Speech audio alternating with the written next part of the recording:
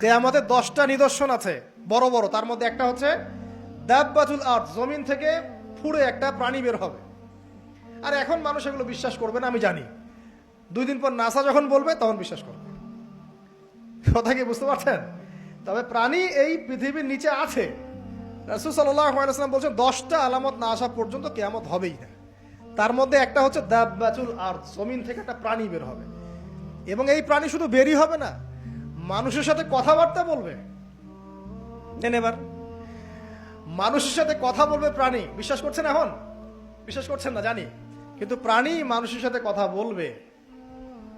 আল্লাহ পাক বলাতে পারেন না? পারেন। আচ্ছা, সামনে যান। ওই প্রাণী যখন দাঁড়িয়ে আছে রাস্তায়, এখন এই বালক বলছে আজকে আমি প্রমাণ করে নিব যে আল্লাহর আনুগত্যশীল ওই পাদ্রী সঠিক নাকি ওই জাদুকর সঠিক।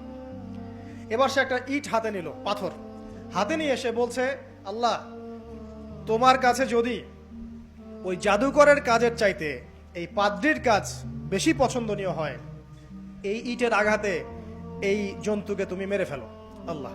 এ বলেছে বিসমিল্লাহ বলে পাথর নিক্ষেপ করলো, নিক্ষেপ করার সাথে সাথেই জন্তু ডেড। তখন তার আইন আল ইয়াকিন, হাক্কুল ইয়াকিন হয়ে গেল যে হ্যাঁ, আল্লাহর কাছে এই পাদ্রীর আমলই সবচেয়ে বেশি পছন্দনীয়। তার আর মনে কোনো সংশয় থাকলো না। কিশোর মানুষ না, কতটুকুই বা বোঝেন নাই? এবার তার মধ্যে একটা ইয়াকিন চলে আসলো এবং সে পরিপূর্ণ মুমিন মুসলিম হয়ে গেল।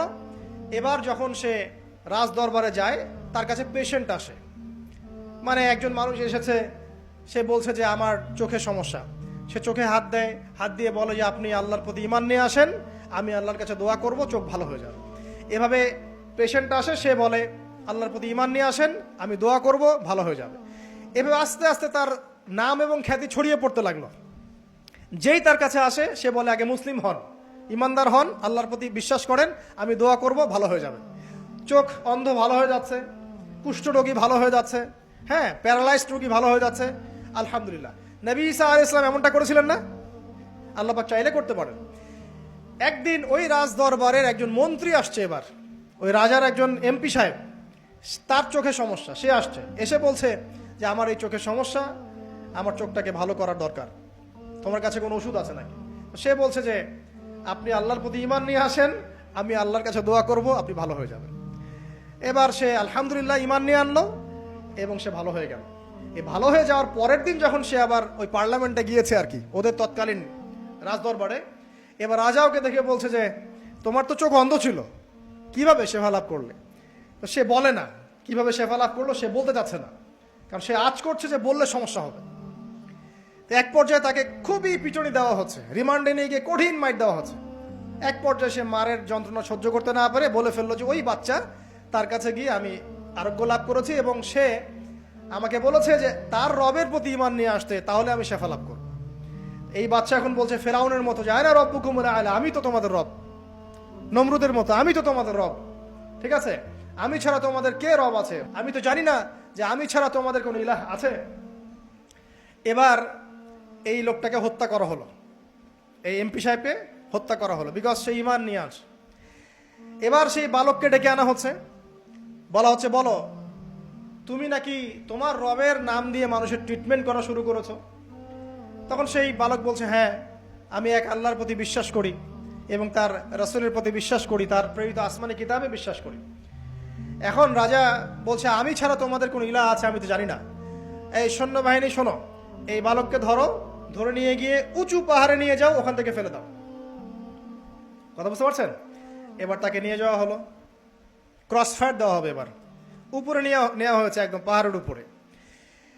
এবার ওই বালক উপরে উঠে একটা দোয়া করছে, এই দোয়াটা সবাই শিখে নেন। ওই বালক উপরে উঠে দোয়া করছে আল্লাহুম্মা কফিনিহিম বিমা শি'তা, আল্লাহুম্মা কফিনিহিম বিমা শি'তা, আল্লাহুম্মা কফিনিহিম বিমা শি'তা। পাহাড় থরথর করে কাঁপা শুরু করলো এবং ওই সৈন্যবাহিনী পাহাড় থেকে পড়ে গেল, বালকের কিচ্ছু হলো না। আমি কিন্তু বানোয়াট কোনো গল্প বলছি না, এটা কোরআন থেকে বলছি এবং এটা তাফসীর। আপনি যে কোনো তাফসীর পড়েন, মারিফুল কোরআন, তাফসীর ইবনে কাসির, জালালাইন পড়ে দেখেন, জাস্ট পড়ে দেখেন আমার সাথে ডিবেট করার আগে। এবার সে বালক হেঁটে হেঁটে চলে আসলো রাজদরবারে। আবার কি ব্যাপার, তুমি মরো নাই? না, আল্লাহ আমাকে বাঁচিয়েছেন, আমার রব আমাকে বাঁচিয়েছেন। আবার পাঠানো হচ্ছে আরেক দল সেনাবাহিনীকে নিয়ে, যাও এবার ওকে সমুদ্রে নিয়ে যাও, সমুদ্রের মাছ সমুদ্রে ডুবিয়ে দিবে একদম। আবার সে ওখানে গিয়ে বলল আল্লাহুম্মা কফিনিহিম বিমা শি'তা, হে আল্লাহ, অর্থ হচ্ছে হে আল্লাহ আমার বিপক্ষে যারা আছে আপনি যা দিয়ে ইচ্ছা ওদের বিরুদ্ধে আমাকে সাহায্য করেন। অর্থটা হচ্ছে এমন, আল্লাহুম্মা কফিনিহিম বিমা শি'তা, আল্লাহ আপনি আমার জন্য যথেষ্ট হয়ে যান, ওদের বিরুদ্ধে আমার জন্য যথেষ্ট হয়ে যান, যা ইচ্ছা তাই দিয়ে আপনি হেদায়েত করুন, মানে আমাকে হেফাজত করুন। ঠিক আছে, আল্লাহুম্মা কফিনিহিম বিমা শি'তা, ছোট্ট দোয়া। এবার ওই সমুদ্র উত্তাল হওয়া শুরু করলো এবং ওরা জাহাজ থেকে পড়ে গেল। এই বাচ্চা সেফলি আবার চলে আসলো রাজদরবারে। বিশ্বাস করছেন না?